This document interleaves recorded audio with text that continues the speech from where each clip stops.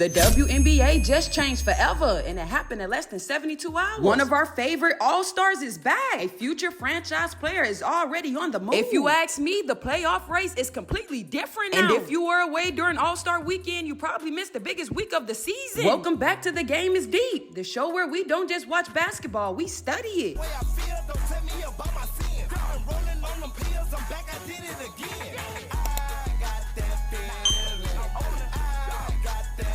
I'm your host, and once a week, we're breaking down the biggest stories in women's basketball. Not just what happened, but why it actually matters. This week, we're talking about DiJonai Carrington's return, Atlanta finding ways to win again, Connecticut making one of the boldest moves of the year by trading Aneesah Morrow before the deadline. We're talking about what all of this means for the second half of the WNBA season. If you love basketball beyond the box score, you're in the right place. Let's start in Chicago. The Sky didn't make a trade this week. They got something even better. They got DiJonai Carrington back. After missing the first 27 games, she's back from her foot injury that she suffered last year. But she finally made her season debut, and honestly, it looked like she never left. Right here, this was probably my favorite play. Chicago needed a stop late in that fourth quarter, and look who showed up unannounced. DiJonai Carrington came through and stopped Connecticut from cutting that lead to 2. And on the offensive end, she was extending that lead. Over here, we don't really care about the players who start the game. We care about the players who finish. And DiJonai is one of them ones. She finished with 9 points in just 17 minutes. The playoff race just got a lot more interesting. Are they looking to get Skylar Diggins back? Once they do, the Sky will finally look whole again. While Chicago welcomed somebody back, Connecticut was over there telling somebody goodbye.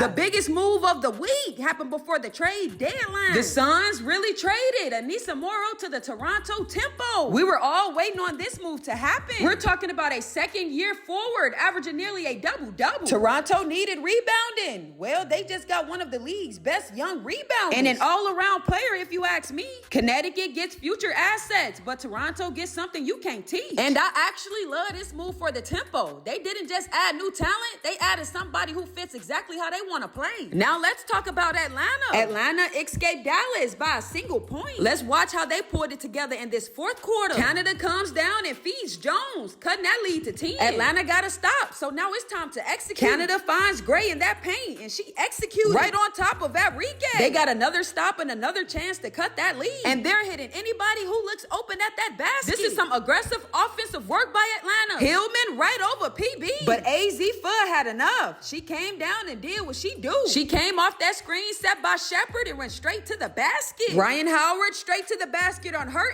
end with no hesitation. And she gets the and one, cutting that lead to 5. Angel Reese down low being aggressive as usual. Atlanta was chipping at this league by getting to the basket. And before you know it, Alicia Gray hits a dagger right in my red zone. She took that league, and that's the bucket that won them the game. Atlanta won the paint battle, if you couldn't see it from the film. 58 paint points to Dallas only having 40. The Minnesota Lynx continue to roll on, having one of the best records in the league right now. Shout out to Olivia Miles. She's really hurt, and I pray she never forget that. Her stat sheet is filling up, and that rookie race looks good for her. Before we wrap up today's headlines, one story extends beyond basketball. Reports surfaced about Brittney Griner filing for her a divorce after 8 years and after the whole Russia situation. But let's be respectful, because we obviously don't know every detail of someone's personal life, and it's important to respect that. This is just another reminder that these athletes don't stop being human when they leave the arena. While we're talking about wins and losses, trades and standings, these women still go through real life, just like you and me. And that's a wrap on another wild week in the WNBA. The second half of the WNBA season is here. And if this week was any indication, we're in for a wild finish. Comment down below what you think. Who's your biggest winner from this week? Drop your thoughts in the comments. I'll read every single one. And if you enjoyed today's episode, make sure you hit that like button. And don't forget to subscribe. And turn on your notifications so you never miss a drop. Until next time, stay locked. The game is deep.